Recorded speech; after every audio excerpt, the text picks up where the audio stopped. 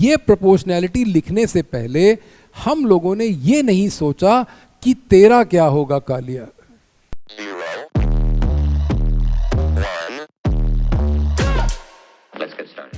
फंडा क्या समझना है हम लोगों को फंडा समझना है ड्रिफ्ट वेलोसिटी। ड्रिफ्ट वेलोसिटी आज का फंडा है। सारी बातें अपनी जगह हैं, वो पोटेंशियल डिफरेंस है, वो रेजिस्टिविटी है, और वो टाउ है, एवरेज रिलैक्सेशन टाइम है।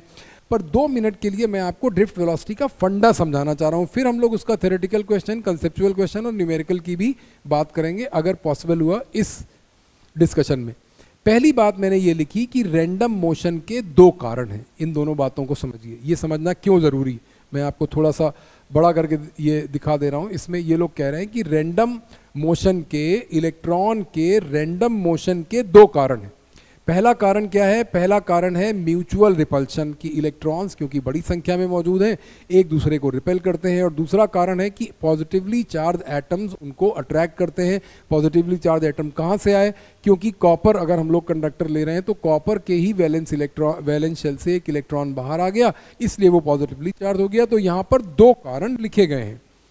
रैंडम मोशन के 2 कारण लिखे गए। दोनों कारण क्या हैं? कारण ये है कि एक तो इलेक्ट्रॉन्स का म्यूचुअल रिपल्शन और दूसरा attraction from positively charge atom. इस पर मैं इतना क्यों एम्फेसिस कर रहा हूँ? क्योंकि आपके कॉम्पिटिटिव एग्जाम्स में या बोर्ड के एग्जाम में जो ऑब्जेक्टिव क्वेश्चंस बनते हैं, जो उसमें ये जरूर पूछा जाता है कि जब कंडक्टर के अक्रॉस पोटेंशियल डिफरेंस अप्लाई किया और जब कंडक्टर के अक्रॉस पोटेंशियल डिफरेंस अप्लाई नहीं किया। अगर पोटेंशियल डिफरेंस अप्लाई किया तो क्या रैंडम मोशन खत्म हो जाएगा? क्या रैंडम मोशन के कारण खत्म हो जाएंगे? नहीं खत्म होंगे। क्यों? क्योंकि आप इन दोनों कारणों को ध्यान से देखिए। पोटेंशियल डिफरेंस अप्लाई करने का मतलब है कि कंडक्टर के दोनों एंड्स के अक्रॉस, यहां पर दिख नहीं रहा है फिर से, कि पोटेंशियल डिफरेंस अप्लाई करने का मतलब है कि कंडक्टर के दोनों एंड्स के अक्रॉस पोटेंशियल डिफरेंस हम लोगों ने लगाया, तो हम लोगों ने यहां पर एक इलेक्ट्रिक फील्ड जनरेट कर दी। मैंने हायर पोटेंशियल को कृष्ण कहा, ठीक है। तो क्या हुआ कि जब हम लोगों ने इलेक्ट्रिक फील्ड जनरेट कर दी तो क्या ये दोनों कारण खत्म हो गए? नहीं खत्म हुए। इसका मतलब ये है कि जब पोटेंशियल डिफरेंस नहीं था तब ये रैंडम मोशन के दोनों कारण थे, और उस सिचुएशन में रैंडम वेलोसिटी का सम 0 आता था। इसका मतलब ये जो हम लोगों ने अलग अलग वेलोसिटी के लिए एक इलेक्ट्रॉन की किसी एक इंस्टेंट पर रैंडम स्पीड अगर अपवर्ड है तो दूसरे की डाउनवर्ड है तो तीसरे की लेफ्टवर्ड है, हम लोगों ने यहाँ पर ये जो ब्लू कलर से कंपोनेंट दिखाया है, इस ब्लू कलर से ये वाला जो ब्लू कलर है ये रैंडम वेलोसिटी का कंपोनेंट है। आप देख रहे हैं सारे इलेक्ट्रॉन्स के लिए अलग अलग डायरेक्शन लिया है, लेकिन ये जो रेड कलर या ये जो भी आप इस कलर को कहते हैं, मेजेंटा या जो भी कहते हैं, उस कलर से जो दिखाया है उससे मैंने इलेक्ट्रॉन्स के ऊपर लगने वाला फोर्स दिखाया है। इसका मतलब कि जब हम पोटेंशियल डिफरेंस अप्लाई करेंगे, जब हम उस कंडक्टर में इलेक्ट्रिक फील्ड क्रिएट करेंगे, तो सारे इलेक्ट्रॉन्स के ऊपर लगने वाला फोर्स या फोर्स का कॉन्सिक्वेंस जिसको कहते हैं एक्सेलरेशन, वो सेम है। फिर से समझिए, सम अप कर रहे हैं कि electrons in the absence of potential difference, एक वायर है, सिंपल वायर, हम लोगों ने उसमें कोई पोटेंशियल डिफरेंस अप्लाई नहीं किया। म्यूचुअल रिपल्शन और पॉजिटिवली चार्ज एटम के अट्रैक्शन की वजह से इलेक्ट्रॉन रैंडम मोशन कर रहे थे।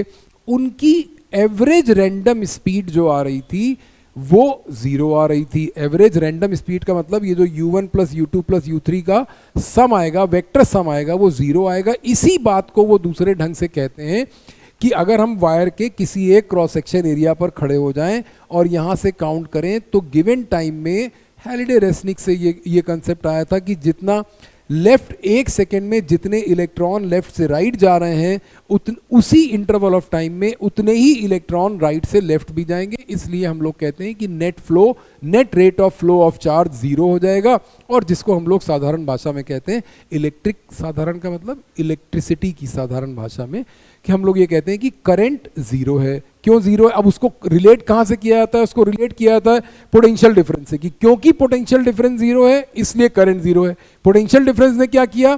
पोटेंशियल डिफरेंस ने इलेक्ट्रिक फील्ड जनरेट की। इलेक्ट्रिक फील्ड ने क्या किया? इलेक्ट्रिक फील्ड ने, ये जो इलेक्ट्रिक फील्ड है, ये इलेक्ट्रिक फील्ड बिना जात पात धर्म देखे, उस इलेक्ट्रिक फील्ड ने ये नहीं देखा कि ये कौन सा इलेक्ट्रॉन है। इलेक्ट्रॉन को कौन सा नहीं मानता, कौन नहीं मानता, ये नहीं मानता। जो एक्सटर्नल फील्ड है, जो पोटेंशियल डिफरेंस है, वो सारे इलेक्ट्रॉन्स के ऊपर सेम मैग्नीट्यूड और सेम डायरेक्शन में फोर्स लगाता है। इस बात को यहाँ पर मैंने समझाया कि ये जो चित्र आप देख रहे हैं, ये जो कैलकुलेशन आप देख रहे हैं, इसमें मैंने ये दिखाने की कोशिश की कि अलग अलग इलेक्ट्रॉन की रैंडम वेलोसिटी अलग अलग है, ये देखिए, लेकिन सारे इलेक्ट्रॉन्स का एक्सेलरेशन सेम है, एक्सेलरेशन सेम है। तो इसका मतलब ये होगा कि ये लोग कह रहे हैं कि इसको जब हम सम करते हैं तो जो ये एवरेज आ रहा है ये ड्रिफ्ट वेलोसिटी है, ये जो एवरेज आ रहा है ये जीरो हो गया, और यहां से जो टी का एवरेज आया उसको हम लोग एवरेज रिलैक्सेशन टाइम कह देते हैं। ध्यान से समझिए, जब भी हम लोग एवरेज स्पीड कहते हैं या एवरेज वेलोसिटी कहते हैं तो बॉडी उस स्पीड से चल नहीं रही होती। मैंने एवरेज स्पीड वाले कंसेप्ट में आपको समझाया था कि अगर एक कार बॉम्बे से अहमदाबाद, मुंबई से अहमदाबाद, अगर एक कोई कार आ रही है तो रास्ते में उसकी बहुत सारी स्पीड होती है, इतनी देर के लिए इतनी, इतनी देर के लिए इतनी। फिर वो कहते हैं कि अगर आपने ये 250 किलोमीटर का डिस्टेंस अगर आपने 2 घंटे में ट्रेवल किया तो फिर हमको क्या पता है, डिस्टेंस पता है और टाइम पता है, तो हम ये निकाल लेते हैं कि हम उसकी एवरेज स्पीड क्या होगी। वैसे ही हम लोगों ने यहाँ पर एवरेज निकाला है, ड्रिफ्ट वेलोसिटी का एवरेज निकाला है, और हम लोग ये यहाँ से हम लोग इस मीन को, ये जो velocity of an electron just before the collision है, उसको हम लोग ड्रिफ्ट वेलोसिटी मान लेते हैं, और फिर ये जीरो होने की सिचुएशन में उसको 8 टाउ कर देते हैं। ध्यान से देखिए, ड्रिफ्ट वेलोसिटी जो कि एक्चुअली एवरेज है, उसका डायरेक्शन कहां आएगा, एक्सेलरेशन के डायरेक्शन में। एक्सेलरेशन कहां होगा, फोर्स के डायरेक्शन में।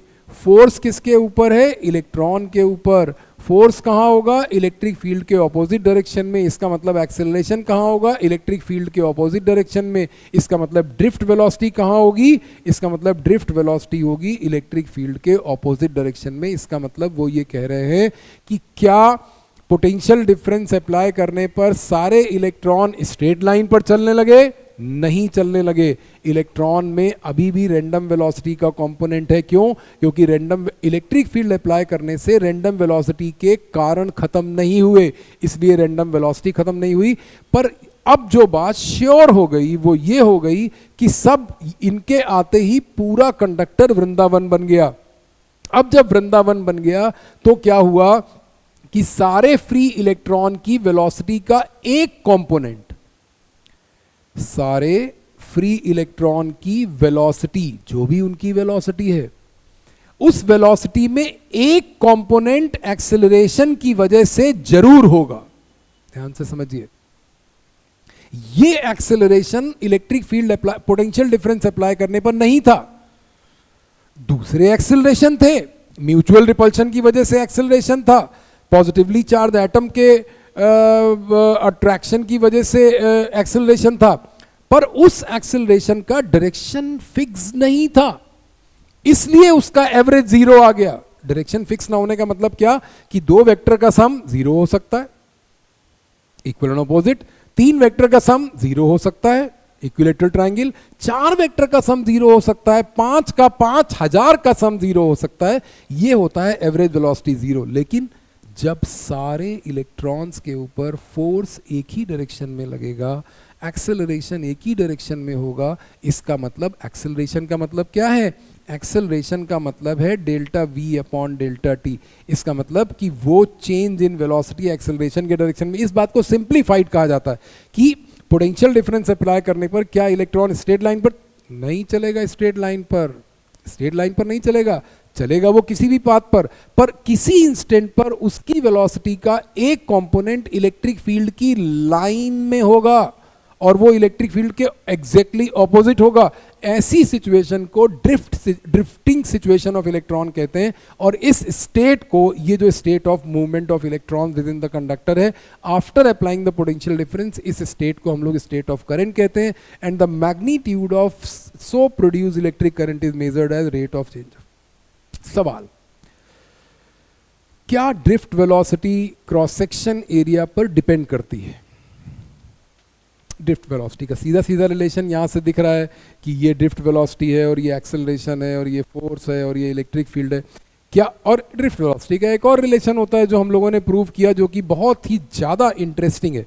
ये बहुत बढ़िया रिलेशन है। ये कहते हैं I is equal to n e A v d, और यहाँ से क्वेश्चन भी निकालते हैं। वो कहते हैं कि क्या भाई ये जो I is equal to n e A v d है, इस इक्वेशन, इस पर बेस्ड क्वेश्चन पूछे जाते हैं। वो कहते हैं कि क्या क्रॉस सेक्शन एरिया बढ़ाने पर, ध्यान से देखिए, क्या क्रॉस सेक्शन एरिया बढ़ाने पर ड्रिफ्ट वेलोसिटी बढ़ेगी? हमारे भोले भाले बच्चे कह देते हैं कि बिल्कुल इन्वर्सली प्रोपोर्शनल है। पता नहीं कैसे ले लेते हैं। वो कहते हैं कि क्रॉस सेक्शन एरिया बढ़ाने पर ड्रिफ्ट वेलोसिटी, अच्छा ये ए और वी है, कभी कभी तो डायरेक्टली प्रोपोर्शनल भी मार देते हैं एग्जाम के प्रेशर में। लेकिन बहुत समझदार बच्चे ये बोलते हैं, अच्छा तो जो ए वी डी है वो वी डी हो गया आई अपॉन एन ई और ए। ये समझदार बच्चे वाला है। ये देखिए ध्यान से, वी डी क्या है? आई अपॉन एन ई ए। क्वेश्चन क्या है? क्वेश्चन है क्या क्रॉस सेक्शन एरिया बढ़ाने पर ड्रिफ्ट वेलोसिटी कम होगी? हाँ, क्योंकि क्रॉस सेक्शन एरिया बढ़ेगा तो ए का 2a हो जाएगा, तो ड्रिफ्ट वेलोसिटी हाफ हो जाएगी। यहां से ऐसी प्रोपोर्शनैलिटी भी निकाल देते हैं भैया लोग, ऐसी प्रोपोर्शनैलिटी क्या कि V D inversely proportional to area है। 2 मिनट के लिए रुकिए, ध्यान से सोचिए। किसी भी ऐसी सिचुएशन में जब वो ये कहेंगे कि ड्रिफ्ट वेलोसिटी और क्रॉस सेक्शन एरिया, बहुत पॉपुलर क्वेश्चन है, भूल ये जाते हैं हम कि ये जो क्रॉस सेक्शन एरिया है, हम लोगों ने आई को अपने आप कांस्टेंट मान लिया। ध्यान से देखिए, एन क्या चीज थी? एन कंडक्टर के लिए कांस्टेंट है, अगर मटेरियल के लिए कांस्टेंट है। कॉपर का एन नहीं चेंज होगा।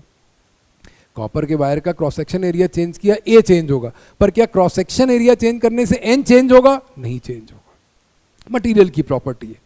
आप उसका मोटा वायर बनाइए, पतला वायर बनाइए, वायर ना बनाइए, आप क्यूब बनाइए, आप ब्लॉक बनाइए, आप चेन बनाइए, कुछ भी बनाइए, नहीं चेंज होगा, जो वो है एन। दूसरी चीज ई है। इलेक्ट्रॉन तो ईरान का भी वही है और यूएस का भी वही है, और इलेक्ट्रॉन का चार्ज नहीं चेंज हो रहा है, वो तो सेम है, तो ई भी कांस्टेंट हो गया। फिर ये प्रोपोर्शनैलिटी लिखने से पहले हम लोगों ने ये नहीं सोचा कि तेरा क्या होगा कालिया। करंट के बारे में नहीं सोचा। हमको ये भी जानना चाहिए कि अगर हम ये इनवर्स प्रोपोर्शनैलिटी लिख रहे हैं कहीं पर, तो ये तीनों चीजें कांस्टेंट होना जरूरी है। आई, एन और ई तीनों कांस्टेंट। आई को हम लोगों ने for the sake, cross section area का मतलब वायर का रेजिस्टेंस होता है, क्योंकि रेजिस्टेंस वायर का होता है, रेजिस्टिविटी मटेरियल की है। फॉर्मूला देखिए ध्यान से, इस फॉर्मूला में जो आर है वो वायर की प्रॉपर्टी है। आर वायर की प्रॉपर्टी है। वायर का मतलब क्या? लेंथ और एरिया, लेंथ और क्रॉस सेक्शन एरिया। लेंथ ज्यादा और कम हो सकती है, क्रॉस सेक्शन एरिया कम और ज्यादा हो सकता है, वो डिसाइड करेगा वायर का रेजिस्टेंस। लेकिन ये जो टर्म है ये है resistivity, M upon N E square, M mass of electron, N electron density, E electronic charge, tau average relaxation time. ये तीनों चारों कांस्टेंट ये जो चारों चीजें हैं ये मटेरियल की कैरेक्टरिस्टिक हैं, जिसमें एन मटेरियल की कैरेक्टरिस्टिक है, टाउ मटेरियल की कैरेक्टरिस्टिक है, M mass of electron universal constant, E charge of electron universal constant, N और टाउ मटेरियल पे डिपेंड कर रहे हैं। ठीक है, पर क्रॉस सेक्शन एरिया बढ़ाने का मतलब है कि वायर का स्ट्रक्चर चेंज कर रहे हैं। अगर आप वायर का स्ट्रक्चर चेंज कर रहे हैं तो आप रेजिस्टेंस चेंज कर रहे हैं, और रेजिस्टेंस चेंज कर रहे हैं तो करंट चेंज होगा। आपने ये प्रोपोर्शनैलिटी कैसे लिख दी कि आपने आई को कैसे कांस्टेंट मान लिया? अब वो क्या कह रहे हैं? अब वो ये कह रहे हैं कि हम कहां से रिलेशन लाएं? हम ये बात कैसे पता लगाएं कि आई बढ़ेगा कि नहीं बढ़ेगा भाई? अगर तो फिर आई इसका क्या तरीका है, इसका तरीका समझिए, इसका तरीका समझिए। इसका तरीका है कि VD is equal to I upon NEA, ये आया था VD is equal to I, या आप इसको सिंपल फॉर्म में लिख लीजिए कि I is equal to NEA VD। इन दोनों का खेल हमको समझना है। I की जगह आप V अपॉन R लिख दीजिए। क्यों V अपॉन R लिख दिया?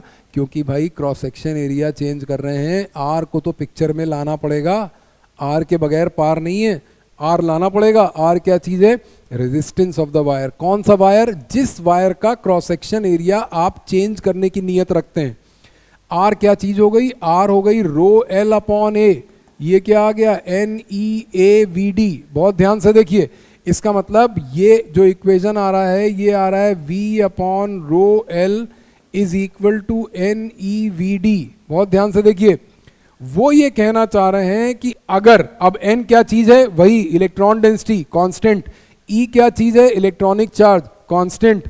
इसका मतलब अगर हम लोग यहां पर V upon rho L NE लिख दें, ये R की जगह रो L अपॉन ए। रो क्या चीज थी? मटेरियल की प्रॉपर्टी। L क्या चीज है? वायर की प्रॉपर्टी। L वायर की प्रॉपर्टी। ये दोनों कांस्टेंट, ये दोनों कांस्टेंट, ये दोनों कांस्टेंट। अब वो ये कह रहे हैं कि हम ये मान लेते हैं, ये माना जा सकता है कि आप क्रॉस सेक्शन एरिया बढ़ा रहे हैं, इसका मतलब आप जो भी ऑल्ट्रेशन कर रहे हैं वो वायर में कर रहे हैं, सप्लाई में नहीं कर रहे हैं। सप्लाई क्या चीज है? ये है supply, this is called supply, V is supply. Supply में नहीं चेंज कर रहे हैं। But you should know that कि ये अगर वायर है और यहां पर कोई आपने बैटरी लगाई है, ये आपका सप्लाई है और ये आपका वायर है। अगर आप वायर में चेंज करेंगे तो यहाँ जो लगा हुआ एमीटर है वो रीडिंग अपनी चेंज कर देगा। अगर आपने वायर के अब यहाँ पर वो क्या कंक्लूजन आ रहा है कि हमने ये देखा कि अगर हम रेजिस्टेंस को पिक्चर में ला रहे हैं और क्रॉस सेक्शन एरिया चेंज करने पर ये जानना चाहते हैं कि ड्रिफ्ट वेलोसिटी पर क्या फर्क पड़ेगा? कोई फर्क नहीं पड़ेगा। ध्यान से देखिए, हमने ये सिद्ध कर दिया कि अब जब हमने ये प्रोपोर्शनैलिटी लाए तो इसमें क्रॉस सेक्शन एरिया आ ही नहीं रहा है। ये R वाले इक्वेशन में जब हमने रो L अपॉन A लिखा था तो A यहां से कैंसिल हो गया। Drift velocity cross section area पर नहीं डिपेंड कर रही। टेक्निकल रीजन भी है। टेक्निकल रीजन समझिए, टेक्निकल रीजन ये है कि ये हमारा वायर है। अब ड्रिफ्ट वेलोसिटी, इलेक्ट्रिक फील्ड कहाँ क्रिएट हो रही है? इलेक्ट्रिक फील्ड क्रिएट हो रही है यहाँ। ये वाला एंड अगर हमारा पॉजिटिव था, ये वाला एंड अगर हमारा पॉजिटिव एंड है और ये वाला नेगेटिव एंड है, तो इसका मतलब इलेक्ट्रिक फील्ड इस डायरेक्शन में क्रिएट हो रही है। तो ड्रिफ्ट वेलोसिटी कहाँ होगी? इस डायरेक्शन में। और क्रॉस सेक्शन एरिया क्या है? क्रॉस सेक्शन एरिया है ये। तो वो कह रहे हैं कि cross section area, drift velocity का मतलब तो ये हुआ ना कि the component of velocity of free electron which is along the electric field, इसका मतलब which is along the line of electric field। तो इसमें तो कोई चेंज नहीं आ रहा है।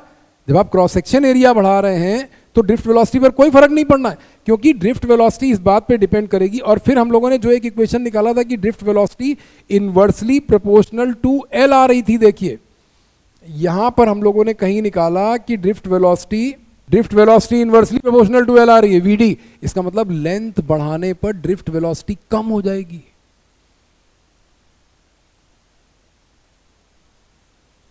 कम का मतलब कि उसी पोटेंशियल डिफरेंस पर, इसका मतलब उसी इलेक्ट्रिक फील्ड पर अगर लेंथ बढ़ जाएगी तो उसको ज़्यादा डिस्टेंस ट्रेवल करना है, इसका मतलब ड्रिफ्ट वेलोसिटी कम हो जाएगी।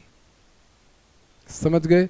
एक और क्वेश्चन आता है कि अगर हम लोग करंट की प्रोपोर्शनैलिटी देख रहे हैं, कि अगर वो ये कहते हैं कि एक इक्वेशन में एक किसी कोई सिचुएशन ऐसी दे दी कि करंट डबल करने पर ड्रिफ्ट वेलोसिटी पे क्या फर्क पड़ेगा। अब यहाँ पर प्रॉब्लम है। प्रॉब्लम क्या है कि हम लोग करंट और ड्रिफ्ट वेलोसिटी की डायरेक्ट प्रोपोर्शनैलिटी यहाँ से डिफाइन कर लेते हैं। पर ध्यान रखिएगा, किसी भी इक्वेशन में किन्हीं भी दो वेरिएबल की डायरेक्ट प्रोपोर्शनैलिटी निकालने से पहले ये देख लीजिए कि क्या उस इक्वेशन में बाकी सारी चीज़ें कांस्टेंट हैं।